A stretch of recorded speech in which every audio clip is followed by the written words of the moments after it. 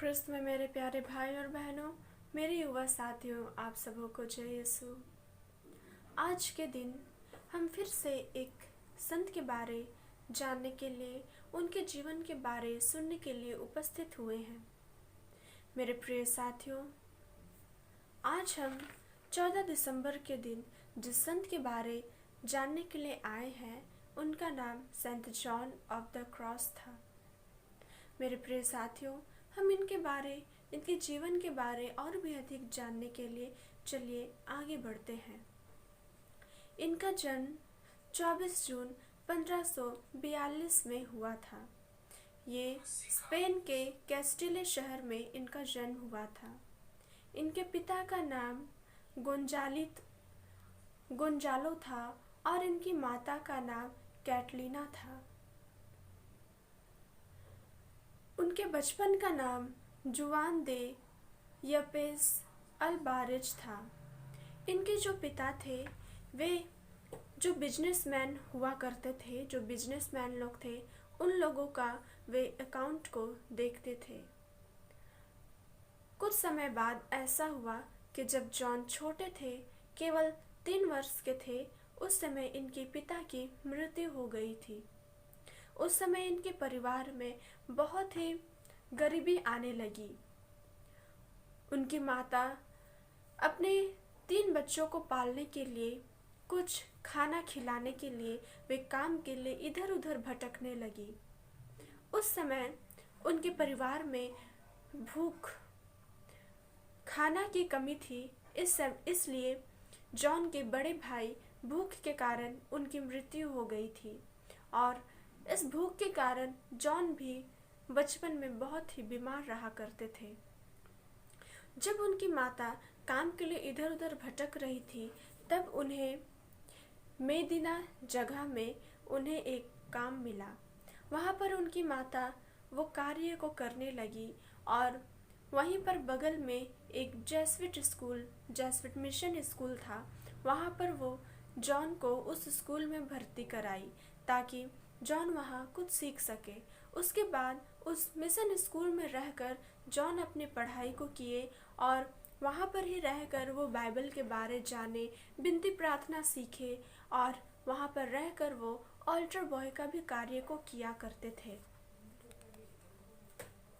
उसके बाद 1559 से 1563 ईस्वी तक जेसविट स्कूल में मानविक का अध्ययन किए और उसके साथ साथ वे हॉस्पिटल में भी कार्य को किया करते थे। 1563 24 जुलाई को कार्मेलाइट धर्म समाज में वे प्रवेश किए। यहाँ प्रवेश करने के बाद वे अपना एक धार्मिक नाम फादर जुआन दे सांतो मारिया रखे। 1567 में उनका पुरोहित अभिषेक हुआ।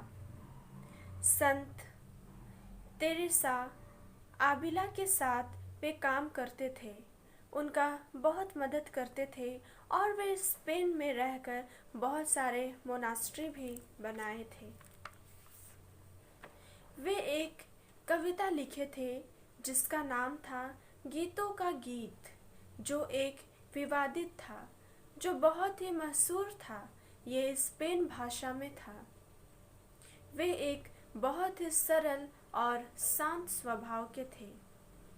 जब आबिला की संत तेरेसा एक नया मोनास्ट्री बनाना चाहती थी, तब वे जिस तरह पुराने मोनास्ट्री में नियम था, उसी तरह उस पुराने नियम को नए मोनास्ट्री में भी उसी तरह के नियम को बनाना चाहती थी। उस समय संत तेरेसा संत जॉन से नियम बनाने के लिए बात की थी। जिस तरह हम कहते हैं कि एक दिन में 24 घंटा होता है, उस समय संत जॉन अपने ये एक दिन की पूरी ये 24 घंटे को अलग अलग कार्य के लिए बांट कर रखे थे। वे अलग अलग समय में हर एक समय में अलग अलग कार्य को किया करते थे। वे कभी मिस्सा पूजा करते थे, कभी लोगों के पाप स्वीकार को सुनते थे। कभी अगल बगल में रहने वाले, जहाँ पर वे रहते थे वहाँ पर अगल बगल रहने वाले जितना भी मोनास्ट्री था, उन मोनास्ट्री में वे सुसमाचार का प्रचार करने के लिए जाते थे और उनके आसपास जितने भी लोग रहते थे उनसे वे मिलने के लिए जाया करते थे।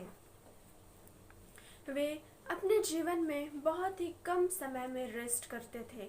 वे अपने ज़्यादा समय को ज़्यादा से ज़्यादा प्रभु के कार्य के लिए किया करते थे और उन्हें शांत जगह में रहना पसंद था।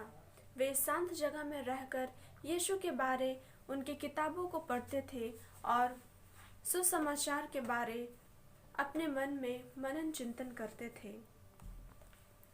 वे अपने जीवन में कभी भी मीट मछली नहीं खाते थे और बहुत ही प्रार्थना करते थे। जैसा कि हम सभी जानते हैं, सितंबर महीने में जब हम क्रूस का पर्व मनाते हैं, वो संत जॉन उस क्रूस के पर्व के समय से लेकर पास्का काल के समय तक वो उपवास करते थे और वे हमेशा खाली पैर रहते थे। वे कभी भी पैर में जूते नहीं डालते थे। वे जहाँ कहीं भी जाते थे वे हमेशा खाली पैर ही जाया करते थे। 1568 में वे एक फादर अंटोनियो के साथ मिलकर वे एक मोनास्ट्री का स्थापना किए और जिस दिन इस नए मोनास्ट्री का स्थापना हुआ, वे उस दिन अपना जो उनका नाम था जॉन, वो अपना जॉन नाम से बदलकर जॉन ऑफ द क्रॉस रखे। 1572 में वे अबीला पहुंचे, जहां पर संत तेरेसा उन्हें अपने कम्युनिटी में आमंत्रित की।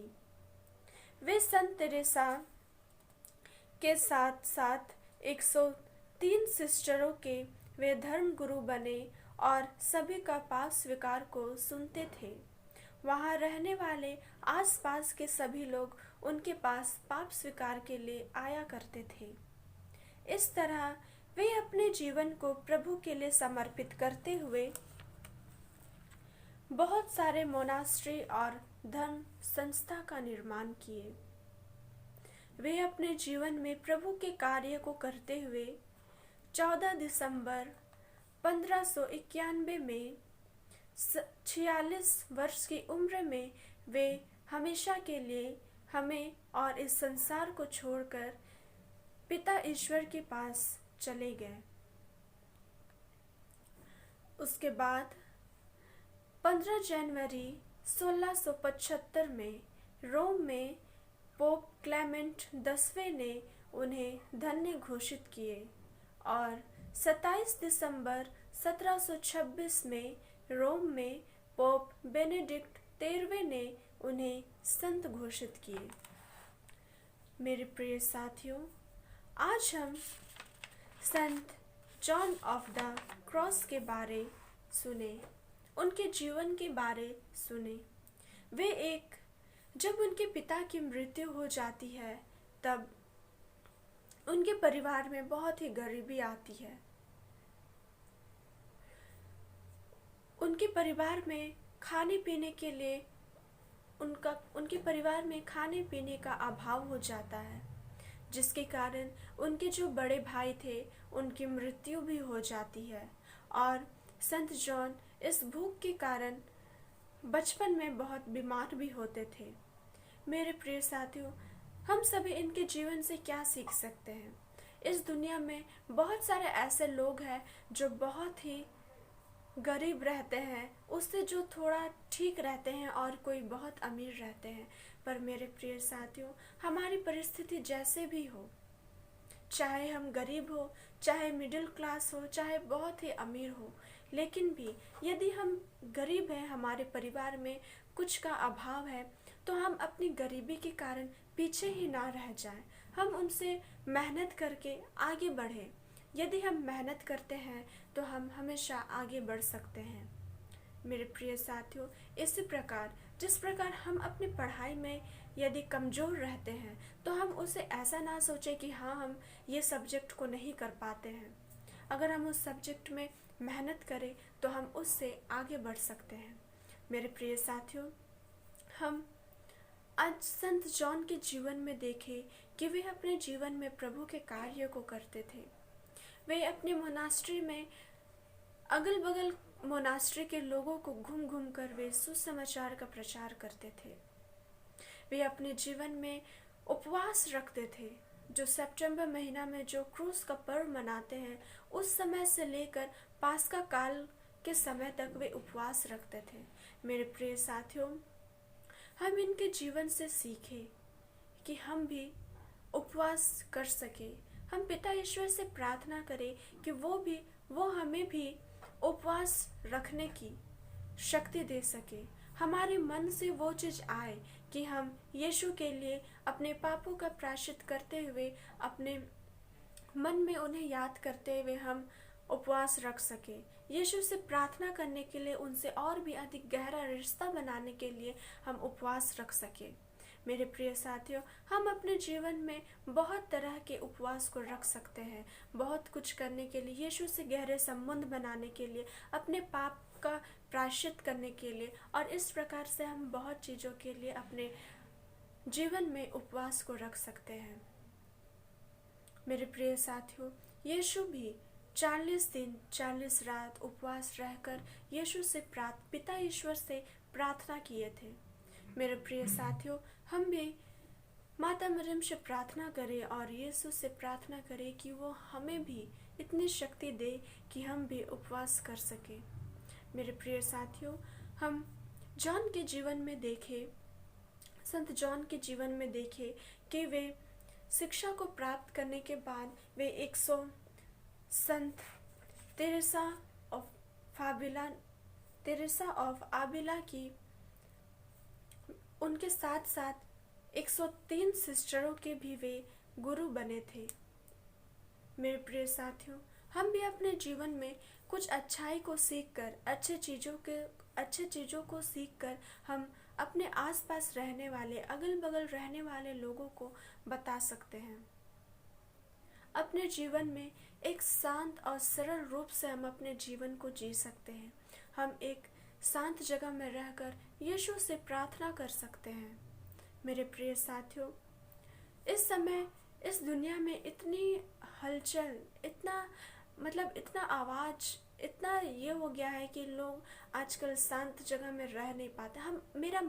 हमारा मन इतना चंचल हो गया है, इतना अशांत हो गया है कि हम अपने मन को शांत नहीं रख पाते हैं। मेरे प्रिय साथियों, हम पिता ईश्वर से प्रार्थना करें कि वे हमारी मदद करें ताकि हम अपने मन में एक शांति का अनुभव कर पाए और उस अपने शांति के मन में यीशु को, पिता ईश्वर को हम याद कर सकें। मेरे प्रिय साथियों,